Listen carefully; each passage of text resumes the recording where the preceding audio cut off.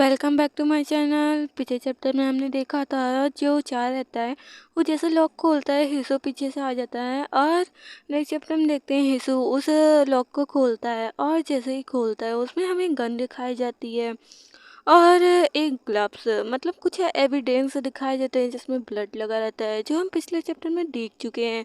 और ये सारी चीज़ें देखकर तो जो चार रहता है बिल्कुल शौक हो जाता है कि ये क्या है। और यहाँ पे हेसू जो रहता है वो कहता है कि तुम यही चीज़ देखना चाहते थे तो तुम मुझे पहले बता देते तो मैं तुम्हें पहले दिखा देता।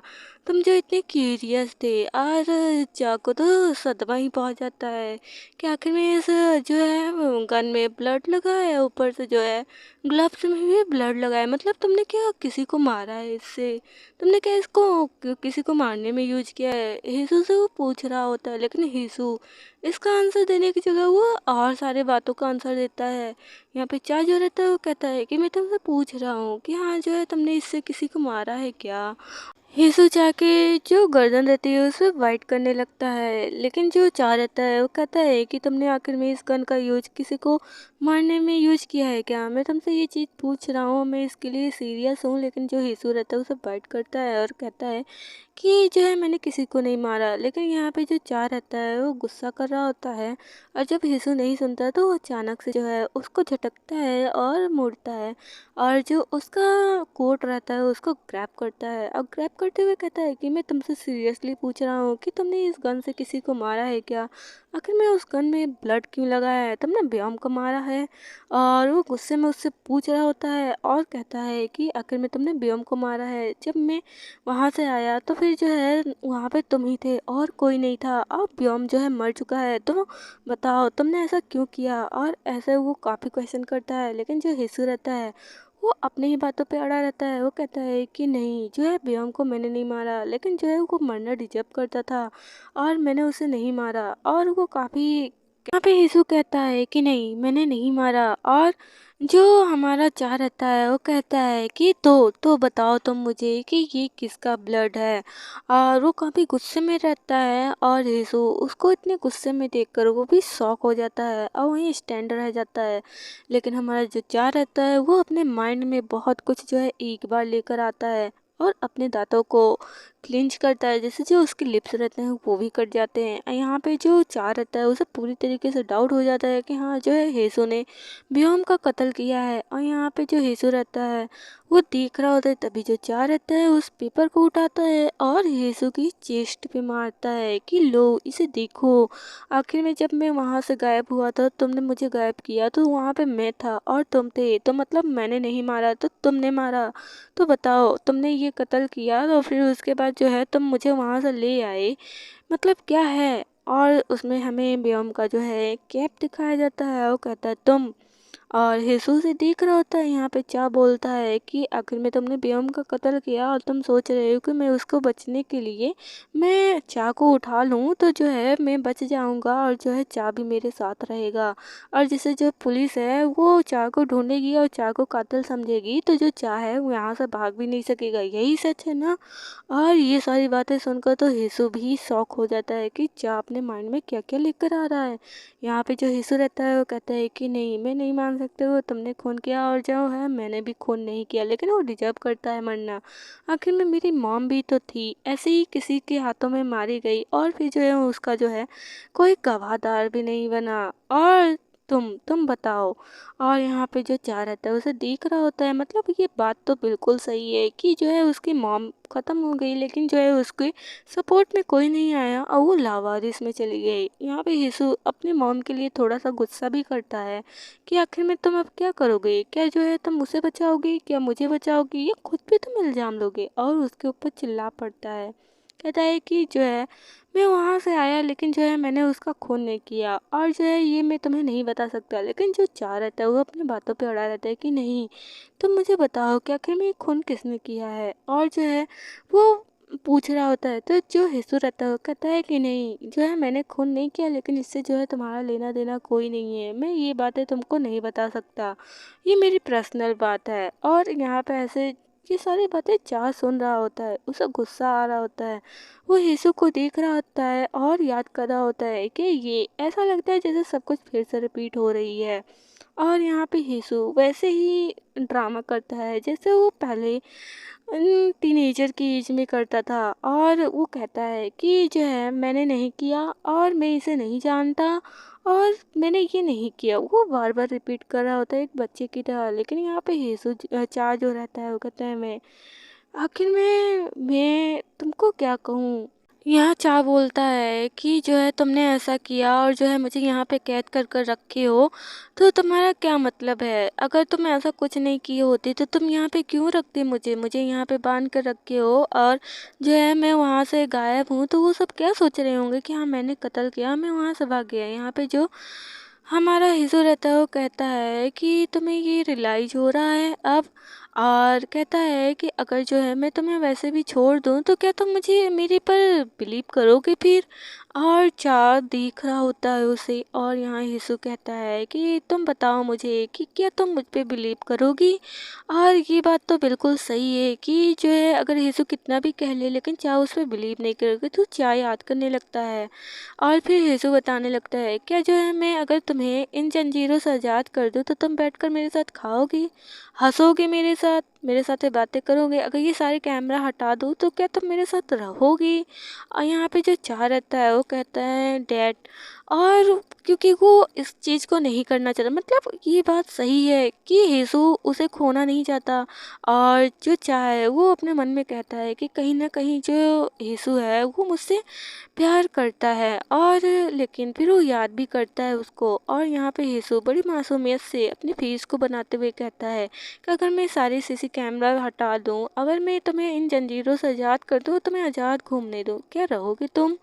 और फिर वो थोड़ा सा स्माइल करता है, कहता है कि लायर, तुम झूठे हो, तुम हर वक्त वही चीज़ कहते हो जो तुम नहीं कर सकते, तुम बस झूठ बोलते हो। और हंसता भी है वो। और यहाँ चा जो रहता है वो उसको देख रहा होता है, वो कुछ बोलना चाहता है लेकिन वो बोल नहीं सकता क्योंकि वो जानता है कि वो नहीं ऐसा करेगा। यहाँ चार यीशु को देख रहा होता है और उसे बस देखते जा रहा होता है। तभी जो यीशु रहता है वो चार के करीब जाने लगता है और कहता है कि तुम बताओ मुझे कि तुम ये सब कर सकोगी? तो मैं तुम्हें आज़ाद छोड़ दूँ, मैं तुम्हें वैसे ही खुला छोड़ दूँ और जो तुम चाहो वो कर सको। और उसकी तरफ वो मुस्कुराते हुए देखता है और वो जानता भी है कि चार इस चीज़ को एक्सेप्ट कभी नहीं करेगा। तो फिर कहता है कि तो बताओ मैं कैसे तुम्हें एक्सेप्ट कर लूँ और कैसे मैं मान लूँ कि तुम झूठ नहीं बोल रहे हो? तो चाहे यहाँ पे पास्ट की जो मेमोरी, जो बिताए हुए पल हैं उसको याद करता है। वो सोचता है कि मैंने सोचा कि जो है तुम अचानक से गायब हो गए, फिर तुम आ गए, तो फिर जो है तुम मेरे साथ रहने लगे, मैं तुम्हारा केयर करने लगा। फिर जो है तुम्हें चोट लगती तो मुझे भी दर्द होता। अब मैं सोचने लगा कि जो है तुम बदल चुके हो, अब तुम पहले की तरह नहीं हो। और जो है मैं तुम्हें थोड़ा और जानने की कोशिश किया लेकिन तुम नहीं उस सीप की तरह तुम। और यहाँ पे वो कहता है कि तुम बिल्कुल भी बदले नहीं, मैंने सोचा कि तुम बदल जाओगे लेकिन तुम बदले नहीं। पहले तो तुमने मेरे पीछे चाकू मारा, फिर मुझे घायल किया, फिर जो है मुझे घायल करने के बाद 7 साल बाद फिर से आए तुम, फिर तुमने मुझे इन जंजीरों में बांध दिया। आखिर में तुम क्या करना चाहते हो? और हेसु ये सब सुनकर वो शॉक हो जाता है। और नेक्स्ट सीन में हमें दिखाया जाता है हान को, जो सारे जो है डॉक्यूमेंट्स ढूंढ रहा होता है, वो सारे चीज़ों को ढूंढ रहा होता है, उन चीज़ों से मिला रहा होता है जहाँ का ताल्लुक होता है। और वो सबको ढूंढ ढूंढ कर पता लगा रहा होता है। वो किसी को कॉल करता है, वो कहता है कि हाँ ठीक है जो है मैं ढूंढता हूँ। और फिर जो है वो ढूंढने लगता है लेकिन उसे मिलता नहीं। उसके माइंड में चलता है, वो कहता है यार आई एम राइट, मैं राइट हूँ कि ये उसी से ताल्लुक़ रखता है। और यहाँ पे हमें दिखाया जाता है यीशु। और यीशु की मदर जो रहती है नौ जंग आई, मतलब उसका डेट हो चुका रहता है। वो कहता है कि चा उस जो यीशु है वो उसका बेटा है, जो उसकी टीचर थी, तभी जो है वो उसका इतना ख्याल रखने लगा था और उस चर्च में वो पली बड़ी थी। तो वो याद करने लगता है अपने पास्ट की, जो वो बचपन की मेमोरी रहती है। वो चर्च में गया रहता है, चर्च में प्रेयर वगैरह चल रहा होता है, वो अपने मॉम के साथ आया रहता है और वो उसे बहुत बोरिंग लग रहा होता है। ये हमें हान यीशु का, मतलब ये हमें हान का बचपन दिखाया जाता है। बगल में जो पर्सन बैठा होता है वो कहता है अच्छे से बैठो, ठीक से बिहेव करो, तो हान बोलता है यस।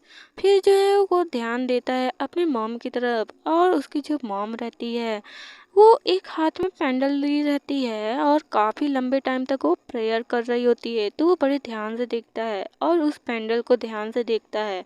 और प्रेजेंट में उस पेंडल का ही जो नाम उसमें कलेसिया लिखा रहता है, उस पासवर्ड में वो कलेसिया टाइप करता है। और फिर कहता है कि जो मेरा डाउट है वो कहीं ना कहीं मुझे थोड़ा सा शक सच होता हुआ दिख रहा है। और यहाँ पे वो कलेसिया लिखता है उस पासवर्ड में, और उसे अपने मॉम के ऊपर भी डाउट होने लगता है। मतलब आगे देखते हैं, और वो जो है प्रोसेसिंग पे लग जाता है, मतलब यही पासवर्ड था। और वो थोड़ा शॉक भी रहता है कि सच में क्या ये पासवर्ड था। और यहाँ पे हमें हेसू और चाको दिखाया जाता है। जो हेसू रहता है उसकी ऐसी बातों में गुस्सा हो चुका रहता है, क्योंकि वो पास्ट की मेमोरी उसके लिए बहुत ज़्यादा डरावनी थी। और वो चाको खींचते हुए वहाँ से लेकर जाने लगता है। यहाँ पे जो चा रहता है वो कहता है कि मुझे छोड़ दो, मुझे जाने दो। और यहाँ पे जो हिसू रहता है एक भी नहीं सुनता, और उसके हैंड को खींचता है तेजी से, उसे बेड के ऊपर फेंक देता है, जिससे जो चाह रहता है वो दर्द से कराता है। और फिर जो है यीशु कहता है कि तुम बहुत ज़्यादा बकबक कर रहे हो, तुम इसी रूम में लॉक रहो। वो बाहर जाता है और लॉक कर देता है रूम को। और यहाँ पे जो चाह रहता है वो पीट रहा होता है दरवाजे को कि हे यीशु मुझे जाने दो, मुझे खोल दो, यहाँ से जाने दो मुझे। और वो काफ़ी गुस्से में भी रहता है, लेकिन यहाँ पे यीशु जो रहता है वो पूरी तरीके से उसकी वॉइस को इग्नोर करता है और वहाँ से जाने लगता है। यहाँ पे जो यीशु रहता है वो चला जाता है, और जो चाह रहता है अपने अराउंड में देखने लगता है। वो कहता है कि यहाँ पे कुछ तो होगा जो मैं इसको डोर को तोड़ सकूँ। और मैं बता दूँ कि फर्स्ट फ्लोर पे ही यीशु ने उसकी लॉक किया है। और सामने वो देखता है एक लैम्प, टेबल लैंप देखता है, तो उसके माइंड में आता है कि हाँ जो है मैं इसको तोड़ दूँ। मतलब उसके माइंड में कुछ प्लानिंग चलने लगती है, और जो है वो टेबल लैंप लेने जाता है और उसे लेकर खींच कर वो दरवाजे पे मार देते हैं। लेकिन डोर भी कितना मजबूत है, टेबल लैंप टूट गया लेकिन शीशा नहीं टूटा। यहाँ पे जो चार रहता है वो उसमें से एक टुकड़ा उठाता है, और फिर जो है उसके हैंड पे चोट लगती है, लेकिन उसके माइंड में कुछ आता है। वो उस टुकड़े को लेता है, और लेने के बाद जो है वो कहता है कि बस जो अब प्लानिंग जो है यहाँ से चालू होगी। और उसके माइंड में कुछ ऐसी प्लानिंग चलती है, वो तो हमें आगे ही पता चलेगा। और फिर जो है यीशु जो रहता है वो नीचे जा चुका रहता है, और उसी जो है जो लॉकर रहता है उसमें देखता है, और फिर जो है उसे लॉक कर देता है। लॉक करने के बाद जो नीचे पेपर पड़ा रहता है वो उसको देखता है कि ये जो पेपर है वो चार तक आखिर में कैसे पहुंचा। और वो उसमें देखता है कि वो सच में व्योम की जो कैप रहती है वहाँ पड़ी रहती है, लेकिन यहाँ पे कुछ हमें राज दिखता है जो यीशु छुपा रहा है। और यीशु उसे देख रहा होता है कि तभी जो है उसे रियलाइज होता है कि जो चा की जो वॉइस आने बंद हो चुकी है, चा की वॉइस नहीं आ रही है। और यहाँ पे हमें चा को दिखाया जाता है जिसके हैंड पे कट लगा रहता है, वो नीचे गिरा रहता है। जो यीशु रहता है वो दौड़ते हुए जाता है सीढ़ियों से, और जाते हुए वो तुरंत यीशु के रूम में पहुंचता है। देखते हैं यीशु जो है वो नीचे गिरा है, वो चिल्लाता है चा। और वो पूरी तरीके से घबरा चुका रहता है। और जो चा रहता है उसके हैंड में चोट लगी रहती है, लेकिन चा अचानक से उठता है, और अचानक से उठकर वो पीछे आ जाता है यीशु के, और उसके गर्दन पे वही नोक वाली रख देता है और कहता है कि डोंट मूव। और यहाँ पे जो यीशु रहता है वो ऐसे हरकतें करते हुए देखता है। यहाँ पे जो चार रहता है वो कहता है अपने हैंड को, दोनों हैंड को पीछे करो। और जो चार यीशु रहता है वो कहता है कि क्या तुम मुझे इस छोटे से नोक से मुझे मारोगे? इससे जो है ना कोई भी कट नहीं लेगा, मुझे कुछ भी नहीं होगा। और ऐसा कह ही रहा होता है कि लेकिन जो जा रहता है उसे अपने हैंड पे वो कट लगा कर दिखा देता है, जैसे पूरा ब्लीडिंग ब्लीडिंग हो जाता है, उसके बॉडी पे भी लग जाता है यीशु के। और यीशु जो है वो कुछ सोचता है, सोचने के बाद जो है वो अपने जो हैंड रहता है उसको पीछे को ले जाता है, और अपने दोनों हैंड को जो है वो पीछे जैसे ही लेकर जाता है वैसे जो चार रहता है वो जो सिक्कड़ रहती है उसके दोनों हैंड पे लगा देता है, और जो है उसे मजबूती से फंसा देता है, जिससे वो जो है थोड़ा सा भी टस से मस ना हो। और पास में जो चेयर पड़ी रहती है उसको ग्रैब करता है और खींच कर वो ले लेता है अपने पास, और जो है यीशु के ठीक सामने बैठ जाता है। और यीशु के ठीक सामने बैठता है, बाहर बारिश हो रही होती है। यहाँ पे यीशु कहता है कि आखिर में मैं बहुत ज़्यादा आश्चर्यचकित हूँ कि जो है तुम एक गेम खेल रहे हो, वो भी इस प्रकार का। अगर तुम ऐसा कोई गेम खेलना चाहते हो तो तुम मुझे पहले बता सकते थे। मुझे नहीं पता था कि तुम इतने दिलचस्प मतलब ऐसे गेम खेलना भी पसंद करते हो। मुझे पकड़ना। यहाँ पे जो चार रहता है वो कहता है तुम बकवास करना बंद करो। दो। और जो चाबी है, जो इस सिक्कड़ की चाबी है, वो चाबी कहाँ है वो मुझे बताओ। और जो हीसू रहता है वो कहता है कि आखिर में मैं क्यों बताऊँ। और जैसे वो बताने से मना करता है, जो चार रहता है वो अपने हैंड को आगे करता है और जो वो नुकीली सी चीज़ रहती है उसे उससे अपने हैंड में कट लगा लेता है, जिसे जो हीसू रहता है वो देखकर घबरा जाता है। वो शौक भी रहता है कि चा ऐसा कुछ कर सकता है। वो कहता है कि हे तुम पागल हो चुके हो क्या, ये तुम क्या कर रही हो पागलों वाली हरकत।